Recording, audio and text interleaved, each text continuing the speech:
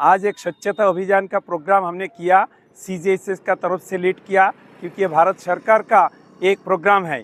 तो CGSS अकेला साफ सफाई रहने से चारों तरफ साफ सफाई नहीं रहता है, इसलिए मास इन्वॉल्वमेंट के लिए पेंशनर एसोसिएशन, हार्दिक सेवा फाउंडेशन और हमारा नज़दीकिया जो प्राइमरी एंड सेकेंडरी हाई स्कूल है उनको हमने शामिल किया। तो सारे मिलके ये प्रोग्राम करने को बाद जो बच्चों को अवेयरनेस देना है, जो बच्चों फ्यूचर के लिए देश का भविष्य है, उनको ये संदेशा हम देने चाहा और सारे लोग मिलके हम करने चाहा। इसको बाद हम एक प्रैक्टिकली एक स्कूल ग्राउंड साफ सफाई करेंगे। बच्चों को अंदर ये भावना जगेगा जो आगे से हमेशा साफ सफाई रहना है।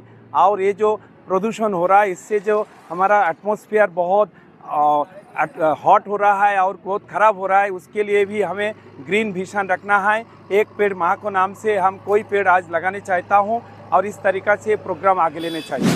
आपल्या भारत देशामध्ये स्वच्छता अभियान सुरू झालं, साधारणपणे 2019 मध्ये हे लक्षात आलं की आपल्या देशामध्ये स्वच्छतागृह नाही आहे। त्याच्यामुळे बहुतेक जण आपला प्रातर्विधी वगैरे मोकळ्या जागेमध्ये करतात आणि त्यामुळे आपलं पूर्ण आरोग्य धोक्यात आलेलं आहे।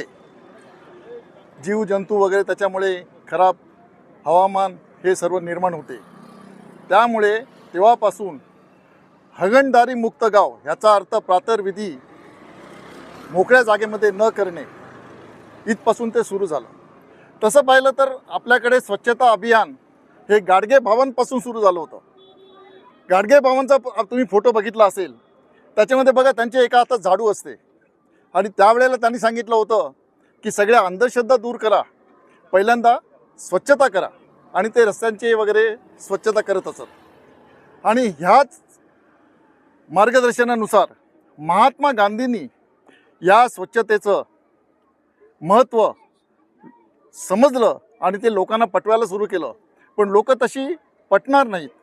त्याच्यामुळे महात्मा गांधीने स्वतः हातात झाडू घेतला आणि हरिजन वस्तीमध्ये जाऊन, दलितांच्या वस्तीमध्ये जाऊन स्वतः स्वच्छता करू लागले। माझं म्हणणं एकच आहे की आपण जर स्वच्छता राखली तर आपोआप पूर्ण भारत देश स्वच्छ होईल। आज दिनांक 7 एप्रिल 2025 रोजी स्वच्छता अभियानाअंतर्गत PM Shri ordnance factory school Ambarnath यांच्या विद्यार्थी आणि तसेच आमच्या परिसरातील CGHS हॉस्पिटल, पेन्शनर असोसिएशन यांच्या वतीने आज जनजागृती जे अभियान आहे ते स्वच्छतेबाबत ते राबवण्यात आलेलं आहे।